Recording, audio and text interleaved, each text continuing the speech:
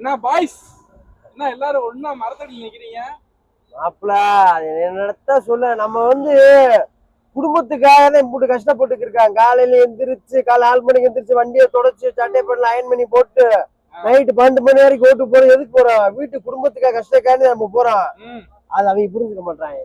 என்ன சொல்றாங்க? புரிஞ்சுக்க மாட்டான். என்ன சொல்றதுன்னா சொன்னா அதான் லிஸ்ட் பெருசா போகும். இங்க இருந்து அங்க வேற ஒத்தக்கடை வரைக்கும் போங்க.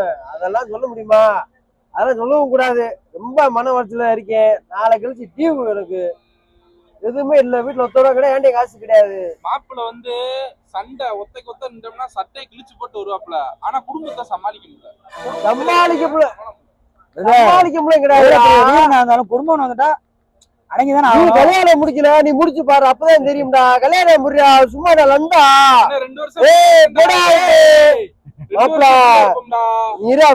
எப்பனாலும் எங்கடா குத்து வாங்கிதான் ஆகணும். ஒண்ணு டாக்ஸிகாரன் டிரைவருக்கு பாத்தீங்கன்னா கல்யாணம் கூடிய விரைவில் நடக்கும்.